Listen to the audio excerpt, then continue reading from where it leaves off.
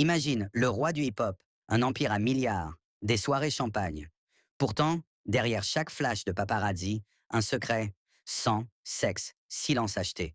Aujourd'hui, son ex-compagne enceinte de 9 mois brise les chaînes en plein tribunal fédéral. 10 ans de vidéos compromettantes, de drogue, de violence. Le masque tombe. S'il est condamné, c'est toute l'industrie qui vacille. Reste avec nous. Tu vas voir la légende s'écrouler, preuve après preuve, coup de théâtre après coup de théâtre. Et tu ne regarderas plus jamais la célébrité de la même façon. Quelles phrases, lâchées d'une voix calme par Cassie Ventura, ont fait trembler les murs du tribunal? Dans la salle d'audience du Southern District Court de Manhattan, le troisième jour du procès fédéral de Sean Diddy, Combs s'est ouvert sous le grondement sourd des caméras et des cris mêlés. Justice pour Cassie, d'un côté, vous salissez notre roi, de l'autre. Le vent glacial fouettait des banderoles rouges, des pancartes se renversaient, mais l'électricité la plus dangereuse se concentrait à l'intérieur. À 10h12, le nom Cassandra Elizabeth Ventura résonne. 8 mois et demi de grossesse, robe marron sans fioriture, main posée sur son ventre, regard fixé droit devant, la star des accusatrices entre en scène. Quelques mètres plus loin, le magnate du hip-hop, costume sur mesure et nuage d'avocats à ses côtés, tente de sauver une empire prêt à s'effondrer. Son sourire assuré vacille déjà. La jurée numéro 4 retient sa respiration. Les flashs se taisent. Cassie commence. 10 ans. 10 ans de relation, dit-elle, qui n'avait rien d'une romance mais d'une captivité. À 19 ans, en 2006, la jeune chanteuse signe chez Bad Boy Records. Le rêve vire au piège. Didi contrôle tout. La couleur de ses ongles, la longueur de sa jupe, jusqu'au plaisir qu'elle est forcée de performer pour le divertir. Les fameux freak-off explosent comme une bombe dans la salle. Marathon sexuel de 36, 72, parfois 96 heures, orchestrés dans des suites d'hôtels sous des pseudonymes grotesques. Didi regarde, filme, menace. S'il manque d'huile pour bébé, elle doit appeler la réception, glisser un généreux pourboire et sourire. Cassie lève les yeux, voix stable. Je voulais juste le satisfaire. Ses mots percent l'armure du mogul. Son visage se fige, les phalanges blanchissent sur son verre d'eau. Les jurés découvrent un monstre tapi sous l'éclat des tapis rouges. La procureure déroule déjà les premières preuves. Texto d'excuses où Combe implore le pardon après une bêtise. Mail cryptique évoquant de la MDMA et des caméras cachées. L'un d'eux offre 2 millions de dollars pour tourner la page proprement. Dans la rangée du fond, les partisans de Didi se raidissent. Un murmure parcourt la galerie. Puis tombe le coup de massue, la vidéo de surveillance de 2016. Sur l'écran géant, on voit Didi traîner Cassie, inerte, dans un couloir d'hôtel. La salle halète, deux jurés détournent le regard. Cassie commente, chaque mot comme une lame. C'était la nuit où j'ai tenté de fuir. Le mythe se fissure. Bad Boy Records n'est plus qu'une façade. Derrière, un empire de violence, de coke, de menaces. Et ce n'est que l'introduction. Les secrets les plus sombres restent à venir, annonce la procureure, tandis que Cassie serre son ventre, comme pour protéger son enfant de souvenirs trop lourds. La salle n'a pas le temps de reprendre son souffle que Cassie plonge dans le gouffre. Il appelait ça des freak-offs. Le mot claque. Toutes les têtes se tournent, même l'huissier tressaille. Cassie décrit la première scène. Intercontinental de Los Angeles. Pseudonyme du soir. Jackie Star. Une escorte, un caméraman, Didi qui règle les lumières comme un réalisateur sadique. Elle, 19 ans, tétanisée, prête à obéir. Puis la spirale. Trump Soho, Mandarin Oriental, Gramercy Park. Chaque week-end, une nouvelle suite, même consigne. Bougie Glade, clim à 20 degrés Celsius, litre d'huile pour bébé. Au moindre signe d'hésitation, Didi sort l'arme absolue, la caméra. Si tu refuses, la vidéo sera partout demain. Les jurés fixent sur l'écran ou défilent des captures d'email. Commandes d'ecstasy, GHB, kétamine. Cassie raconte les pilules qui la maintiennent éveillée 48 heures d'affilée, le cœur battant la chamade. Sa voix flanche, elle se reprend. Je vomissais. Il disait que ça faisait partie du jeu. Un murmure d'indignation roule sur les bancs. La juge lève une main, exige le silence. Et soudain, Cassie fait basculer la salle dans l'horreur. Las Vegas, 2010. Suite panoramique, rideau tiré. Elle gîte au sol, sous extasie. Didi et une escorte, le Punisher se penche, et l'humilié au-delà du disciple. L'avocate serre les poings. Une jurée essuie une larme. Cassie conclut d'une voix d'enfant. J'ai cru disparaître ce soir-là. Le parquet enchaîne avec les photos prises au petit matin. Traces rouges violacées, cire brûlante incrustée dans la peau. La défense tente d'objecter. Pertinence, votre honneur. Refus catégorique. Les images restent. Didi baisse la tête. Ses avocats griffonnent frénétiquement. Puis vient la nuit de 2012, Four Seasons. Cassie explique, un simple salut à un producteur rival et l'ouragan Combs se déchaîne. Dragage brutal à travers le lobby, sécurité hypnotisée par la célébrité. Dans la chambre, bouteille de champagne projetée, lampe arrachée, 48 heures de séquestration.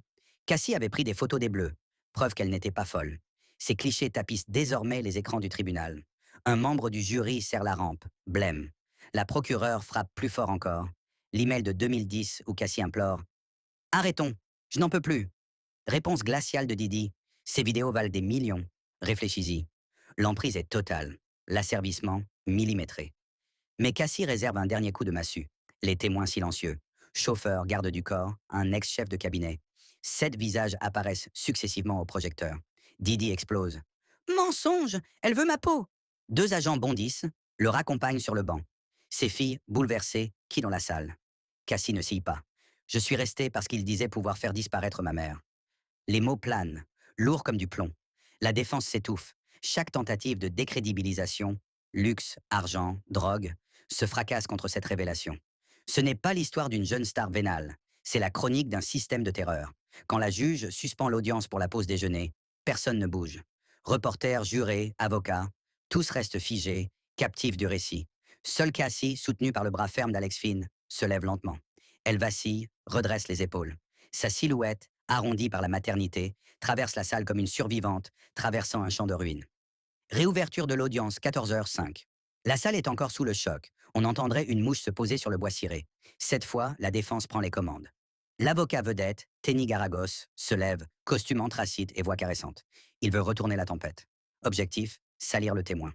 Madame Ventura, n'est-il pas vrai que vous avez touché 28 millions de dollars pour tourner la page? Cassie, droite comme une lame. Un accord civil n'efface pas la vérité. Garagos bascule alors sur les drogues. MDMA, cocaïne, GHB. Vos souvenirs ne seraient-ils pas altérés? Cassie relève le menton. Ce que j'ai pris, il me le donnait. Et je me souviens de chaque coup. Il exhibe un SMS de 2018 où elle appellerait Didi Pop Pop. La rumeur d'un sourire mauvais court parmi les supporters du mogul. Cassie inspire. Je l'ai écrit parce que j'avais peur. Quand on craint pour sa mère, on dit ce qu'il faut pour rester en vie. Le jury se tourne vers Garagos. Son vernis de confiance se craquelle. Il tente un dernier assaut. La cupidité. Vous viviez dans le luxe. Voiture, jet, bijoux. Le luxe, c'était la cage, réplique Cassie, voix basse mais implacable. Il n'y avait pas de clé.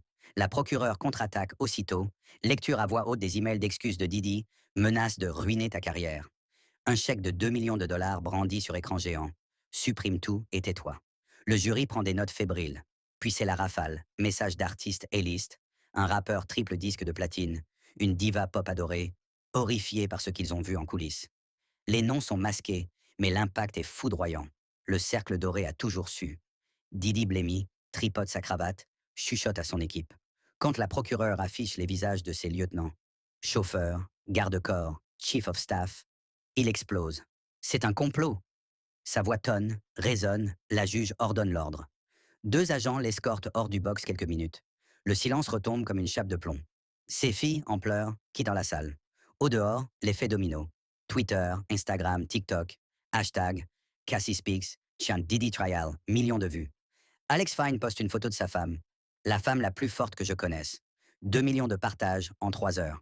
Les sponsors de com, vodka, lignes de vêtements mettent leur contrat en révision. L'Empire vacille. Dans le hall du tribunal, un vieux reporter murmure: Je couvre les procès depuis 30 ans. Je n'ai jamais vu un titan tomber aussi vite. 17h23. La juge lève la séance. Cassie descend du box, main tremblante, mais regard libre. Alex l'attend, bras ouverts.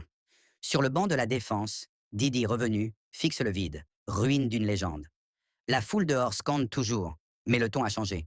Ce n'est plus le procès d'une icône, c'est le procès d'un système. Et demain, d'autres témoins s'avanceront, chauffeurs, médecins, ex-assistants, chacun portant une pièce du puzzle. Le rideau se referme pour la nuit, mais la question gronde. Combien de vérités reste-t-il à dévoiler avant que tout l'édifice ne s'effondre? La pendule affiche 18h02 quand la juge ordonne enfin la levée de séance. Cassie, épuisée, a passé plus de 4 heures à remuer l'indicible. Sa respiration est courte. Son dos proteste sous le poids de la grossesse, mais elle garde la tête haute. Des larmes ont creusé 2 sillons sur ses joues quand elle a parlé des freak-off, de la petite CC qu'elle était, prêtant à Didi le surnom enfantin Pop Pop. Dans la salle, certains jurés ont dû cligner plusieurs fois pour chasser l'humidité de leurs propres yeux. Je l'ai fait pour qu'il m'aime, et ça m'a presque détruite. Cette phrase résonne encore quand elle descend du box. Les procureurs, eux, enfoncent le clou. Un titan de 37 ans, tenant une chanteuse de 19 ans sous contrat, Sous-dépendance financière, émotionnelle, physique. Photos de garde du corps postées devant chaque porte. Log d'avion prouvant les allers-retours vers des suites réservées. SMS d'un chief of staff. Elle ne répond pas? J'y vais. L'argument est limpide. Il ne s'agit plus seulement de violence domestique, mais d'une entreprise criminelle huilée par le pouvoir et l'argent. Cassie regagne l'allée centrale. Alex Fine, solide comme un roc, l'entoure d'un bras. Autrefois simple entraîneur sportif, il est devenu son havre. 3 ans de mariage, bientôt un troisième enfant. Une vie qu'elle croyait inaccessible quand elle vivait encore dans l'ombre de Bad Boy Records. Flashback cruel. En 2006, les médias la comparaissaient à Ciara, à Rihanna. Son premier album, produit par Ryan Leslie, se hissait dans le top 20. Puis, plus rien. 10 albums promis, un seul sorti. Les Freak-Off avaient tenu sa carrière en otage. J'attendais, encore et encore, a-t-elle soufflé au jury. Mais on ne signe pas des tubes la veille d'un marathon de 96 heures sous GHB. Pendant ce temps, les réseaux flambent. Cassie Speak, 3,4 millions de tweets en 6 heures. Didi Trial, 220 000 vidéos TikTok, des créateurs décomposant chaque révélation comme une série Netflix. Kelani interpelle l'industrie. On ne peut plus se taire. Des rumeurs éclaboussent d'autres noms. Un rappeur de Philadelphie, un producteur légendaire. Sans preuve pour l'instant, mais l'étau médiatique se resserre. Dans la tourmente, Cassie reste le cœur battant du procès. Chaque fois qu'elle chancelle, Alex se lève, son regard bleu acier fixé sur elle, rappel silencieux qu'elle n'est plus seule. Cette image d'un amour sain tranche avec la cage dorée d'hier, contraste si puissant qu'il renverse la salle. 19h11, couloir boisé, porte vitrée. Didi sort enfin, encadré de 4 gardes, armure humaine inutile contre la tempête d'images et de mots qui l'a ravagé toute la journée. Il ne lève pas les yeux. Sa démarche, jadis si fanfaronne, traîne un souffle d'homme battu. Son empire, fondé sur les refrains et le champagne, vacille sous le poids des preuves. Mails, enregistrements, vidéos, témoins. Une journaliste lance: Pensez-vous sauver votre réputation? Le mogul garde le silence, comme s'il venait de comprendre qu'il combat désormais un adversaire plus fort que lui. La vérité. Le troisième jour s'achève, mais l'affaire ne fait que commencer. Demain, chauffeur, médecin privé et ex-assistant pourraient déchirer un peu plus le rideau. Les engrenages de la justice sont enclenchés et plus personne ne semble en mesure de les arrêter. Ce procès n'est plus la chute d'un homme, c'est l'autopsie d'un système.